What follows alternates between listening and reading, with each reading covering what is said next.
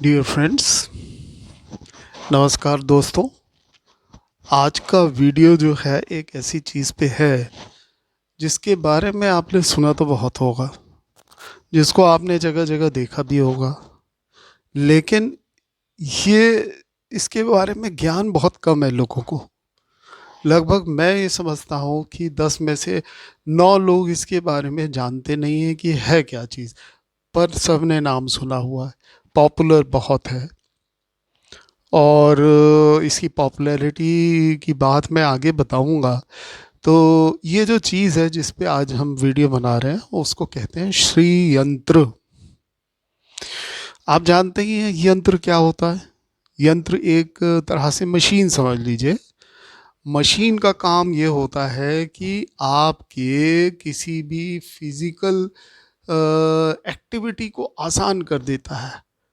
जो यंत्र होता है वो फिज़िक्स, केमिस्ट्री, बायोलॉजी, अलग अलग साइंटिफिक अप्रोचेस को ध्यान में रखते हुए डिज़ाइन किया जाता है और उस डिज़ाइन से आपको फिज़िकली हेल्प मिलती है किसी एक्टिविटी को करने में। लेकिन ये है श्री यंत्र। अब ये श्री यंत्र क्यों हुआ, ये खाली यंत्र क्यों नहीं कहा गया इसको? इसलिए क्योंकि श्री हमेशा जो है वो एक बड़ी ऑस्पिशियस चीज़ के लिए यूज़ किया जाता है। आपने सुना ही होगा श्रीमान, श्रीमती जी, श्री त्रिपुरा सुंदरी वगैरह वगैरह। तो श्री जो शब्द है वो बड़े पवित्रता को डिनोट करता है। तो श्री जो है इसलिए कहा गया है, इस यंत्र के पहले लगाया गया है क्योंकि ये यंत्रों का राजा है। ये बहुत ही पवित्र टाइप का यंत्र है और इस यंत्र के द्वारा आप अपने अपने को धार्मिक रूप से, स्पिरिचुअल रूप से, साइंटिफिक रूप से अपने को एलिवेट कर सकते हैं। ये महज फिजिकल एक्टिविटी के लिए नहीं है, ये है आपकी स्पिरिचुअलिटी के लिए। ये है आपके अंदर एक ट्रांसफॉर्मेशन लाने के लिए, आपको खुद को, आपको बहुत ज़्यादा एलिवेट करने के लिए, आपकी पर्सनैलिटी को इम्प्रूव करने के लिए। तो इसलिए इसको कहा गया है श्री यंत्र। अब श्री यंत्र के अंदर जो है बहुत सारी चीज़ें ऐसी होती हैं जो कि शायद आपने कॉमनली देखी भी होंगी। जैसे फॉर एग्ज़ाम्पल लोगों के ऑफिसेज में आपने देखा होगा श्री यंत्र रखा हुआ है। श्री यंत्र दो तरह का होता है, एक होता है 3 डायमेंशनल, एक होता है 2 डायमेंशनल। 2 डायमेंशनल जो होता है वो तो प्लेट के रूप में होता है, चाहे सिल्वर की हो, चाहे ब्रास की हो, वगैरह वगैरह। और उस पर श्री चक्र बना होता है। और वही चीज़ जब 3 डायमेंशनल होती है वो चीज़ कहलाती है महामेरु। वो श्री यंत्र 3 डायमेंशनल यंत्र कहलाता है महामेरु। और वो ऑफिस टेबल्स पे आपने देखा होगा, किसी के यहाँ स्फटिक का होता है, किसी के यहाँ मेटल का होता है, अलग अलग तरह का। और ये जनरली क्या होता है कि जब ऑफिसेस की इनॉग्रेशन होती है या किसी शॉप, शोरूम, इस तरह के आउटलेट्स की इनॉग्रेशन होती है, पंडित जी इसके लिए बाकी विधि विधान से पूजा करते हैं और साथ में श्री यंत्र को भी अभिमंत्रित करके रख देते हैं, चाहे वो 3D हो चाहे वो 2D हो। तो अब कहानी यहीं समाप्त हो जाती है श्री यंत्र की। इसके बियॉन्ड जहाँ रखी गई है, जिसके लिए रखी गई है, उसको ना इसके बारे में पता है, ना उसको उसके बारे में जानकारी है। इवन डस्टिंग बस होती है, इसके अलावा वो डेली बेसिस पे उसका कोई उपयोग उसके लिए है नहीं। क्यों नहीं है? क्योंकि उसको तो पता नहीं है कि ये है क्या। जब तक आपको किसी चीज़ के बारे में पता ही नहीं है तब तक आप क्या उसके यूटिलाइजेशन को समझ सकेंगे, तब तक आपको यूनिवर्स भी कैसे हेल्प करेगा। इसलिए इस टॉपिक को जानना बेहद ज़रूरी है कि श्री यंत्र होता क्या है, श्री यंत्र का क्या महात्म है, श्री यंत्र आपकी स्पिरिचुअलिटी को किस तरह से कंट्रीब्यूट करता है, श्री यंत्र आपके माइंड की फर्टिलिटी कैसे बढ़ाता है, आपके मानसिक क्षमता को कैसे बढ़ाता है, आपको एक लास्टिंग पीस कैसे देता है। तो अब ये एक चीज़ और है, ये इतना पॉपुलर है श्री यंत्र जानते तो बहुत ही कम लोग हैं। पॉपुलैरिटी इसकी इतनी है कि यूएसए के अंदर ईयर 1990 के अंदर एक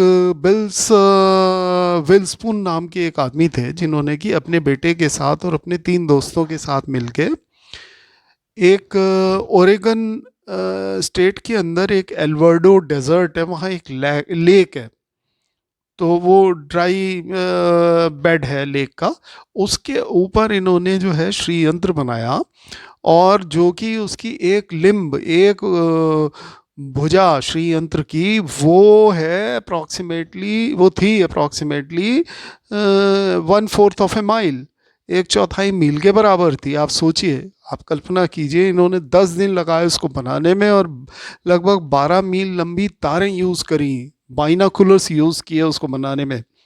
वो उस चिलचिलाती धूप में, गर्मी में, इन्होंने 10 दिन के अंदर उस श्रीयंत्र को बनाया। ये इतना पॉपुलर, हालांकि इसकी वजह से उनको बहुत कष्ट उठाने पड़े।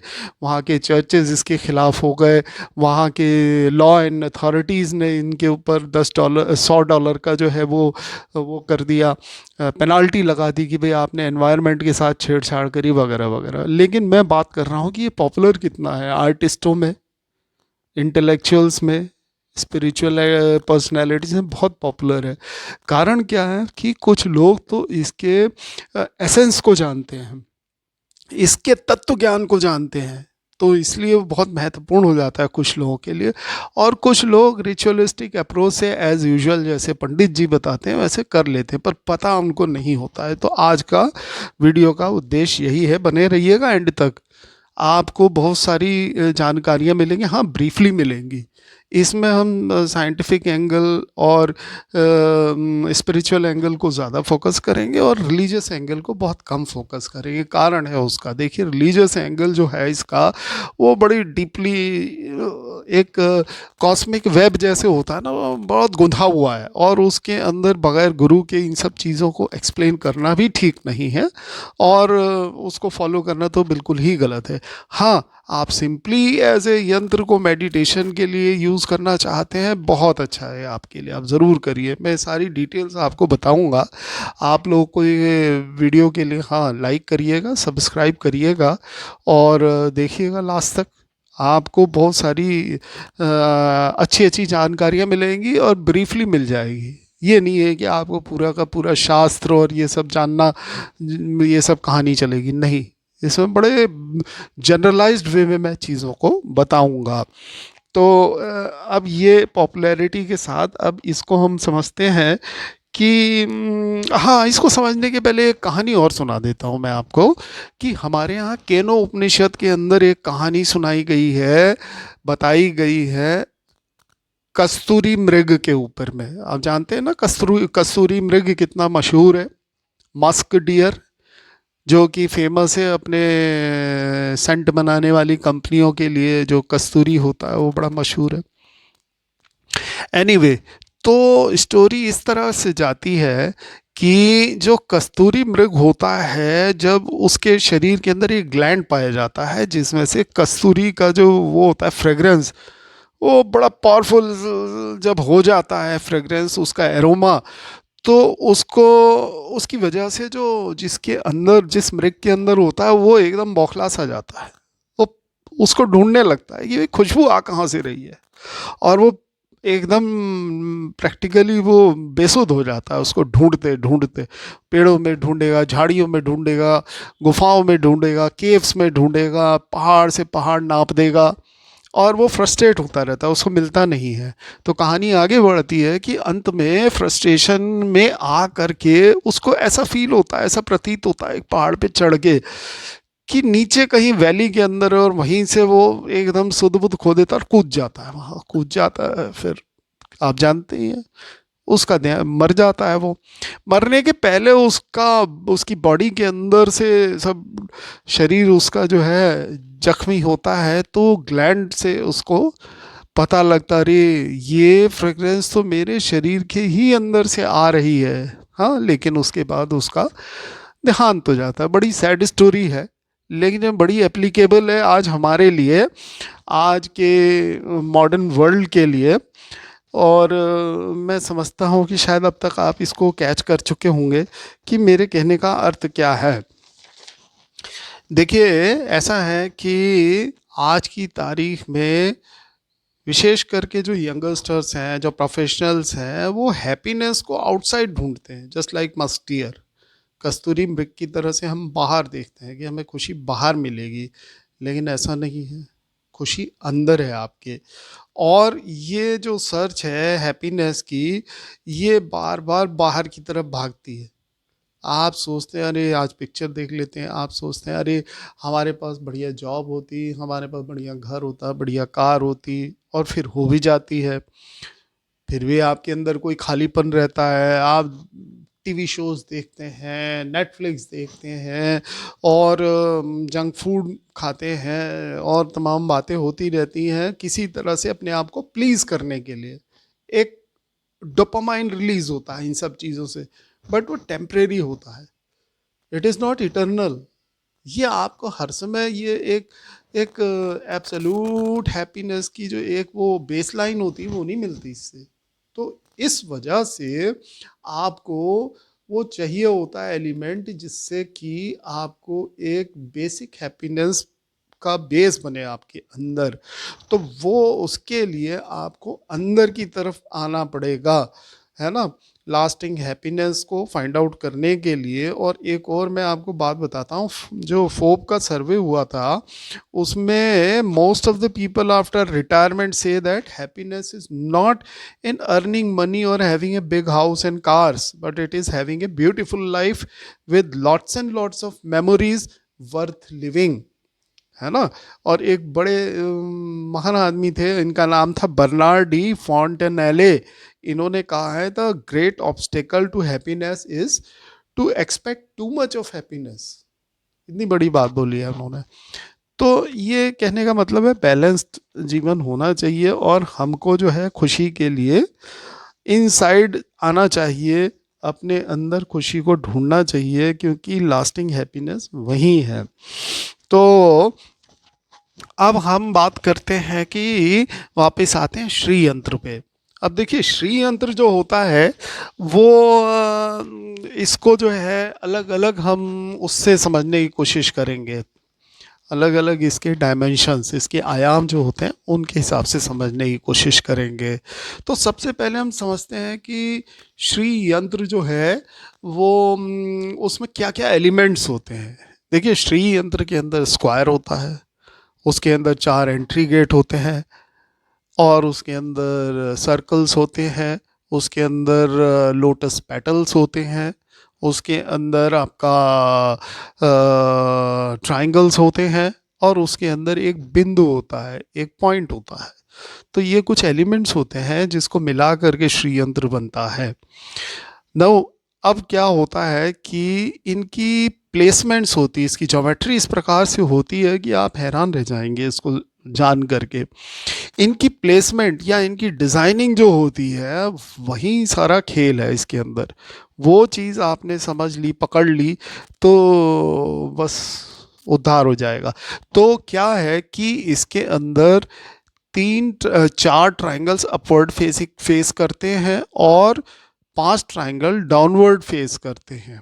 फेस करने का मतलब क्या है कि ये इंटरसेक्ट करते हैं एक दूसरे को, 4 नीचे से और 5 ऊपर से। जो 5 ऊपर वाले होते हैं उनको एक तरह से शक्ति से रिप्रेजेंट किया जाता है, और जो 4 नीचे वाले होते हैं उनको शिव या कॉन्शियसनेस से रिप्रेजेंट करते हैं हम। तो इन ट्राइंगल्स, इन 9 ट्राइंगल्स के इंटरसेक्शन से टोटल 43 ट्राइंगल्स जनरेट होते हैं, और उन 43 ट्राइंगल्स का अपना अपना एक बेस लाइन को जोड़ें तो एक सर्कल टाइप का बनता है, ठीक है। तो इसके अंदर क्या होता है कि आप ये मान करके चलते हैं कि जो इसका स्क्वायर है वो एरिया है जहाँ स्पेस है, जहाँ पर ह्यूमन रियल्म है, जहाँ पर अर्थली चीज़ें हैं, दुनियावी चीज़ें हैं। और धीरे धीरे इसमें अंदर आप उतरते चले जाते हैं और बिंदु तक पहुँचते हैं। मैं आपको डिस्क्राइब करूँगा उसके बारे में। अब इसके अंदर ज्योमेट्री एलिमेंट्स हो गए, फिर इसकी ज्योमेट्रिकल डिस्क्रिप्शंस हो गई, फिर इसके अंदर स्पिरिचुअल जो एंगल है वो इम्पोर्टेंट होता है सबसे ज़्यादा। देखिए उसके अंदर इसको इस तरह से इलस्ट्रेट हम करते हैं कि भाई ये जो अलग अलग इसके अंदर बैरियर्स बताए गए हैं, अलग अलग चीज़ें बताई गई हैं, ये दरअसल जो है इल्यूजन्स हैं, ये आवरण है, ये आदमी को माया है, ये आदमी को वो इटरनल हैप्पीनेस को पाने नहीं देती है। तो इसमें ऑब्जेक्टिव क्या होता है? ऑब्जेक्टिव स्पिरिचुअलिटी का इससे जुड़े हुए ये होता है कि आप इनको उस स्क्वायर से धीरे धीरे धीरे एक एक इल्यूजन्स को पार करते हुए और धीरे धीरे धीरे धीरे आपको सेंटर पॉइंट तक आना होता है, जो कि बिंदु होती है। बिंदु का क्या मतलब हो गया? बिंदु का मतलब ये हो गया कि उसके अंदर जो है अब हम थोड़ा साइंटिफिक बात भी करते हैं। देखिए क्या है कि आपने सुना होगा बिग बैंग। बिग बैंग क्या हुआ था? बिग बैंग में हुआ क्या था? ये थ्योरी क्या कहती है? ये थ्योरी ये कहती है कि नथिंगनेस में से यूनिवर्स एमर्ज हुआ है। हमारे वेद भी कहते हैं शून्य में से ये ब्रह्मांड निकला। तो नथिंगनेस में से जब ये आया है तो what is nothingness? Nothingness is complete. उसके अंदर हर चीज है जिससे कि यूनिवर्स बना है, ठीक है ना? तो इसी तरह से जो बिंदु है उस बिंदु को हम नथिंगनेस भी बोल सकते हैं, यानी शून्य भी बोल सकते हैं। और शून्य के अलावा हम ये भी बोल सकते हैं कि ये पूर्ण है, ये कंप्लीट है। तो इस तरह से इसके दो तीन डेफिनेशंस बनती हैं और साइंटिफिक अलग है, और इसकी एनालोगस जो स्पिरिचुअल है वो मैंने आपको बताई है कि यहाँ से ब्रह्मांड की उत्पत्ति होती है। और ये जो इंटरसेक्शन ऑफ ट्रायंगल्स मैंने आपको बताया है कि 4 ट्रायंगल्स जो अपवर्ड पॉइंट करते हैं, ये शिव जी, इनको नाम दिया गया है शिव जी। और जो 5 ट्रायंगल ऊपर से नीचे को पॉइंट करते हैं, इनको शक्ति बोला गया है। हालांकि आपको पिछले मेरे वीडियो में जो कि कश्मीर शैविज़म में था, उसके अंदर मोटा मोटा मैंने एक बात बताई थी कि सुप्रीम कॉन्शियसनेस ही एनर्जी को जनरेट करता है और वही मैनिफेस्ट करता है यूनिवर्स को। तो ये एक ही चीज़ है, यानी कि आप इनको डिफरेंशिएट नहीं कर सकते कि ये अलग पार्ट है या ये माया है या ये एग्जिस्ट नहीं करता। यूनिवर्स एग्जिस्ट नहीं करता, ये एग्जिस्ट करता है और ये मैनिफेस्टेशन है उसी सुप्रीम कॉन्शियसनेस का। तो सिमिलर चीज़ है यहाँ पर भी श्री यंत्र के अंदर। और दरअसल ये श्री यंत्र एक टूल है श्री विद्या नाम के स्कूल ऑफ हिंदुइज्म की, जो कि एक तांत्रिक पद्धति है। और इस पे बाद में आएंगे हम। तो जो श्री विद्या के अंदर है वो यही है कि आप जो है शिव शक्ति के एमलगमेशन से ये संसार की उत्पत्ति होती है। तो that is the point of origin of this universe, what that बिंदु। ठीक है, तो ये हो गया डिस्क्रिप्शन बिंदु का। अब क्या है कि ये जो अलग अलग ट्रायंगल्स हैं, इन ट्रायंगल्स के अंदर जो है अलग अलग टाइप की रिलीजियस एंगल्स से बातें लिखी हुई है। थोड़ा ब्रीफली मैं बता देता हूँ आपको, ताकि ये रहे कि हाँ थोड़ा सा आपको भी नॉलेज हो जाएगा। तो जो सबसे पहला होता है उसको बोलते हैं स्क्वायर को त्रैलोक्य मोहन चक्र, और उसके अंदर 3 लाइनें होती हैं। और पहली लाइन पे 10 देवी का वास होता है, दूसरी लाइन पे 8 देवी का, जिसको मातृकास बोलते हैं, और तीसरी लाइन पे भी 10 देवी का वास होता है, उसको मुद्रा शक्ति देवी बोलते हैं। तो total number of 28 deities are there. 28 देवी होती हैं और डेटीज होती हैं उन 3 लाइनों में, जो मिल करके एक स्क्वायर बनाता है जिसमें 4 एंट्री गेट पॉइंट होते हैं। अब इसके बाद अब इसमें जो सर्कल होता है और जो स्क्वायर होता है, इन दोनों के बीच के स्पेस को हम बोलते हैं कि ये है दुनिया, ये है संसार। और अब हम आते हैं आगे आवरणों पे। तो ये पहला आवरण था। अब दूसरा आवरण जो है, वो द्वितीय आवरण जो है, वो 16 पेटल्ड लोटस लीव्स का है, 16 पेटल्स ऑफ लोटस का है। उसमें 16 पंखुड़ियाँ हैं कमल के फूलों की, और वो षोडश दल आवरण कहा जाता है उसको। और इसको ये भी बोलते हैं सर्वशा परिपूरक चक्र। इस चक्र को जो है आप ऐसे समझ सकते हैं कि ये 16 देवियों का वास है यहाँ पर। तो ये था दूसरा आवरण। अब ये सब इल्यूजन्स हैं, ये सब आवरण है। आप इस आवरण को भेदते हुए, मिटाते हुए आगे बढ़ते हैं, तब आप जा कर के वहाँ पहुँचते हैं। It's a lengthy process. ये एक स्पिरिचुअलिटी का बड़ा एक्सटेंसिव स्ट्रेनुअस प्रोसेस है। और समझते हैं आगे। तो इसके अंदर आपको मटेरियल बेनिफिट्स मिल जाते हैं अगर आप इन पे पूजा करते हैं। ये सब चीज़ें रिलीजियस हैं, तो बहुत ज़्यादा मैं डिटेल में नहीं जाऊंगा, लेकिन कहते हैं कि आप इन देवियों की उपासना करते हैं तो आपको को मटेरियल बेनिफिट मिलेगा जो जो आप चाहते हैं। लेकिन अगेन, ये सारे मटेरियल बेनिफिट को पाने के बाद अंततः क्या होता है? Again problem. फॉर एग्जाम्पल, आपने कोई बहुत बड़ा सा बहुत अच्छी सोसाइटी में एक महंगा सा फ्लैट ले लिया। मान लिया आपने बेंगलोर में ले लिया, पुणे में ले लिया, गुड़गांव में ले लिया। उसकी वर्थ है साहब 5 करोड़ रुपए।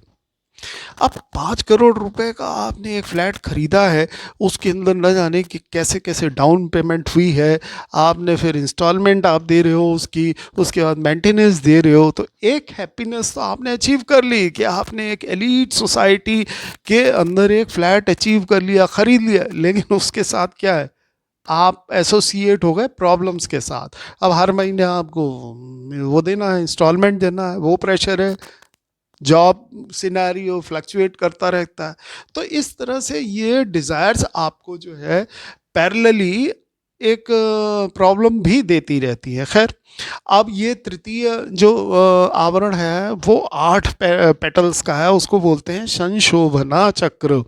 और उसमें भी देवीज होती हैं, उनकी प्रार्थना करते हैं और यही स्थिति होती है।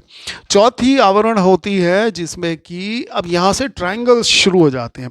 अब मैंने आपको बताया था कि 9 ट्रायंगल्स, 5 नीचे की साइड में पॉइंट करते हुए, 4 ऊपर की साइड पॉइंट करते हुए, जब ये इंटरसेक्ट करते हैं आपस में तो 43 ट्रायंगल्स बनते हैं, 43 ट्रायंगल्स बनते हैं। अब ये जो 43 ट्रायंगल्स हैं, इसमें आउटर लेयर बनती, इसमें भी आवरण अलग अलग बन जाते हैं अगर आप बेस लाइनों को जोड़ें।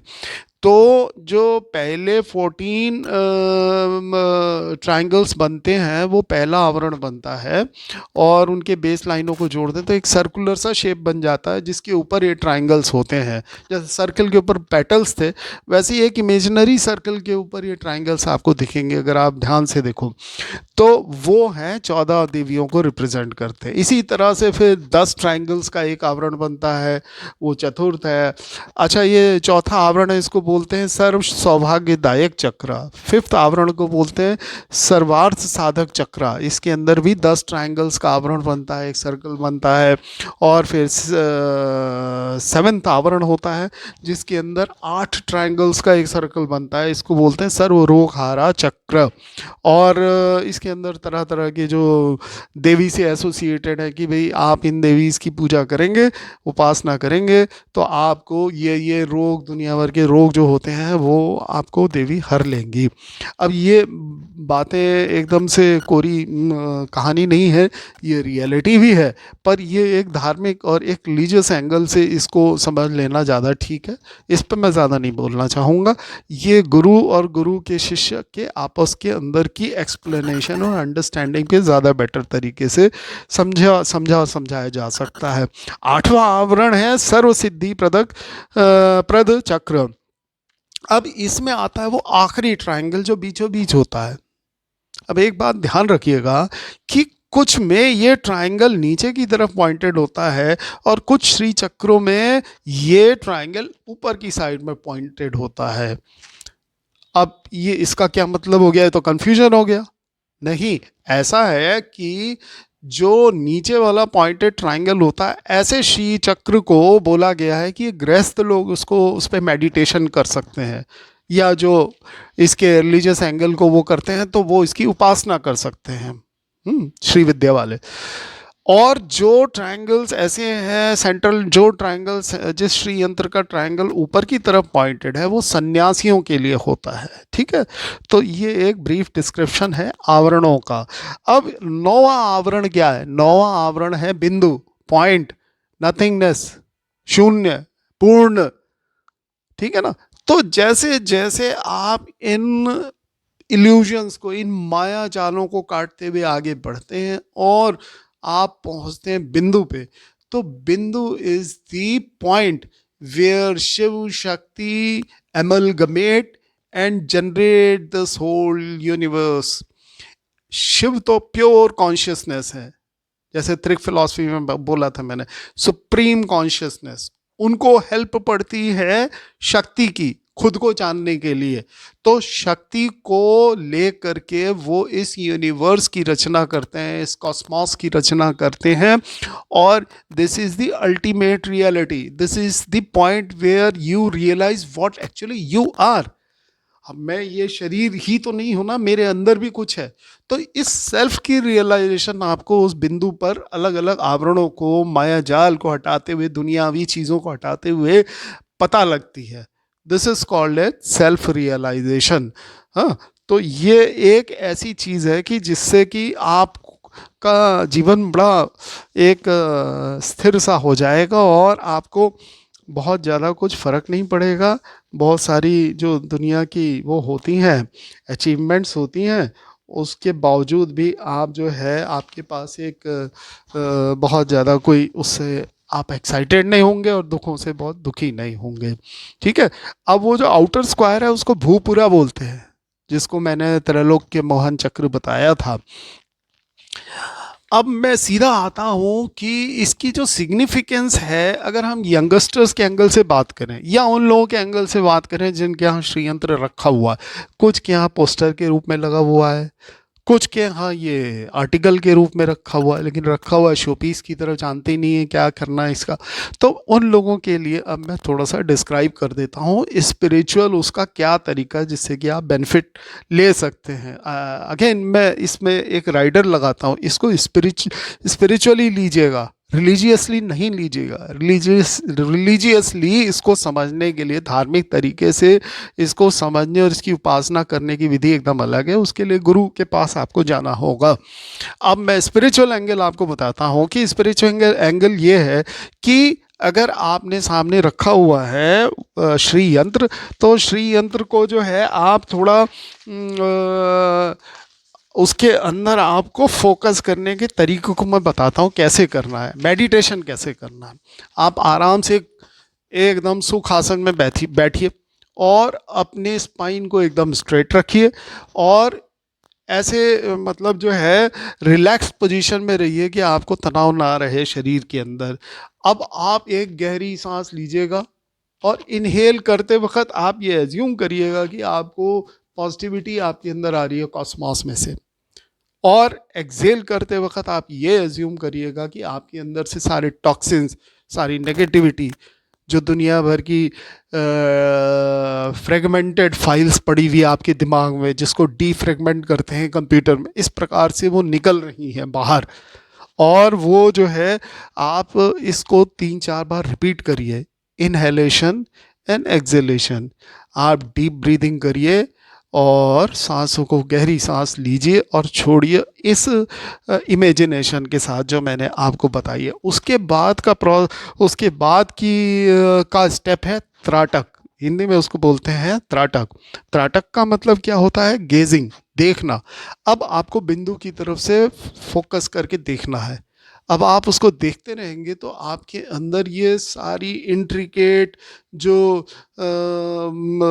डायग्राम की है, जो मैंने आपको एक्सप्लेन किया, ये सब आनी शुरू हो जाएंगी, आपको दिखनी शुरू हो जाएंगी। और आपको ये 1 बाय 1 पीछे छोड़ते हुए, जैसे स्क्वायर है, जैसे लोटस पेटल है, सर्कल है, ट्रायंगल्स है, इनको पीछे छोड़ते हुए आपको अपनी गेज को उस बिंदु पर फोकस करके रखना है।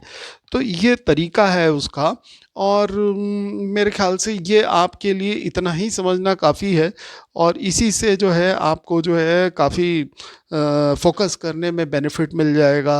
आप जो है इससे जो है बहुत अच्छा आपको फील होगा, आप करके देखिएगा। तो इसके अंदर विजुअलाइजेशन टेक्निक भी है, जैसे कि आपने जैसे इस चीज़ को जो मैंने बताया, इस तरह से इसको त्राटक का एक अभ्यास किया, एक एक्सरसाइज करी, उसके बाद आप इंटरनल विजुअलाइजेशन आप इसको कीजिए आंखें बंद करके। इसी प्रोसेस को आप दोहराइए आंखें बंद करके। तो ये धीरे धीरे धीरे धीरे आपके माइंड के अंदर डीफ्रेगमेंटेशन होने लगेगा, यानी कि मस्तिष्क के अंदर जो न्यूरल सिनेप्टिक्स बनते हैं, जो डेली अपना दुनिया भर की एक्टिविटीज़ होती हैं, कुछ बातें हो गई, कुछ स्ट्रेस हो गया, ये सब के सब जो एक छोटे छोटे छोटे जो एक वो बनते हैं आपके माइंड में, न्यूरल सर्किट्स बनाते हैं, सिनेप्टिक्स बनाते हैं, इन सब को क्लीन करेगा, ये क्लिनजिंग करेगा। और ये फिर से आपको, जैसे वो होता है ना फॉर्मेट कर देना, तो फॉर्मेट करके आप फिर से फ्रेश महसूस करोगे, ये आपको इसका बेनिफिट मिलेगा। अब इसके अंदर आप मंत्रों को भी इंटीग्रेट कर सकते हैं, मंत्रों नहीं मंत्र को, और वो यूनिवर्सल मंत्र है Om. This is the primordial sound of universe, ठीक है ना। तो ओम आप बोल सकते हो बेहिचक। जब आप इसको ध्यान करते हो तो मन ही मन ओम का आप चैंटिंग कर सकते हो अपने मन के अंदर, ठीक है। बाकी रिलीजियस एंगल से तो मैं बहुत ज़्यादा इंटरेस्टेड नहीं हूँ आपको बताने में, कारण ये है कि वो गुरु ही आपको बताएंगे। श्री विद्या के अंदर अलग अलग मंत्र होते हैं, ओम श्रीम ह्रीम आपने सुना होगा, तो ये है। अब इसको करने के बाद धीरे धीरे धीरे आप वापस रिटर्न आइए इस दुनिया के अंदर, यानी कि आप अपने अगल बगल देखिए, धीरे धीरे अपने मेडिटेशन से बाहर आइए और नॉर्मल हो जाइए। तो ये टेक्निक है एक तरह से, बड़े बहुत ही सिंपल और ग्रॉसर लेवल पे मैं आपको बता रहा हूँ कि आप जो है इस तरीके से करके इसका बेनिफिट उठा सकते हैं। और मेरे ख्याल से तो जो है सेम आप तरीका उस पे भी लगा सकते हैं, जो 3D श्री यंत्र होते हैं, उसी तरीके से आप इसको भी करिए। 2D के अंदर ये सब विजुअलाइजेशन और मेडिटेशन करना आसान होता है। और मैं तो यही कहूँगा कि जो 2D वाली प्लेट्स होती हैं श्री यंत्र की, चाहे सिल्वर की हो चाहे पोस्टर हो खाली, वो आप ज़रूर लगाइए और उससे ये इन चीज़ों की प्रैक्टिस करिए। इससे सिंपल और इससे क्रिस्प तरीके से ज़्यादा उचित नहीं है आगे डिटेल में बताना। ये चीज़ आप फॉलो करिए और देखिए आपको कितना लाइफ के अंदर परिवर्तन मिलता है। इसके वैज्ञानिक पहलू भी बहुत सारे हैं, आप इसको क्वांटम फिजिक्स से भी रिलेट कर सकते हो। आप इसके अंदर ये मान सकते हो कि एक क्वांटम फील्ड होती है, वो कोलैप्स होती है और सिंगुलैरिटी पे आती है, मतलब वो क्वांटम बनती है, पार्टिकल बनती है। तो इसकी एनालॉजी है बहुत सारी, लेकिन वो फिर हम थोड़ा विषयांतर में चले जाएंगे, तो इसलिए बस इतना ही आप प्रैक्टिस करिए और देखिए आपको बेनिफिट मिलेगा। आपको जो है अगर कोई इसी से रिलेटेड कोई ज़्यादा आपको बातें पूछनी है तो आप डेफिनेटली मुझे कमेंट कर सकते हैं और I will try to answer it. और इसके अंदर रिलीजियस एंगल से भी अगर आपको कुछ पूछना है तो मैं बता सकता हूँ, लेकिन मैं यहाँ नहीं डिस्क्राइब करना चाहता हूँ। हाँ, मैं मोटा मोटा ये बता देता हूँ कि श्री विद्या जो होती है वो एक शाक्त ट्रेडिशन का एक तरीका है, एक टूल है, जिसके अंदर श्री यंत्र जो है इम्पॉर्टेंट टूल होता है श्री विद्या प्रैक्टिशनर्स के लिए। और उसके अंदर 4 तरीके होते हैं, वो एक होता है समयाचार, एक होता है दक्षिणाचार, एक होता है कौलाचार्य, एक होता है वामाचार्य। इसमें से 2 तो बिल्कुल टैबू माने जाते हैं सोसाइटी के अंदर, कौलाचार्य और वामाचार्य। कौलाचार्य वो होता है जो कि आपने नॉर्थ ईस्ट और उस साइड में देखा होगा, वहाँ बहुत ज़्यादा ये सब चलता रहता है। और वामाचार तो आप जानते ही हैं, या घोड़ी पगुल वगैरह जो होते हैं, ये लोग इसको, इस माध्यम को अपनाते हैं। पर जो समयाचार है वो बेसिकली क्या है कि आप इंटरनल अपनी वो करते हो साधना, इंटरनल साधना या इंटरनल मेडिटेशन जो होता है वो कुंडलिनी उसको योग बोलते हैं उसको। उसके अंदर आपको अपने चक्रों पे ध्यान लगाना होता है।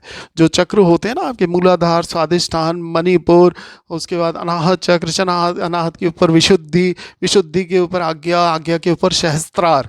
तो आपका उद्देश्य ये होता है कि आप जो है अपने अंदर मूलाधार से उठते उठते सहस्त्रार तक जाएं।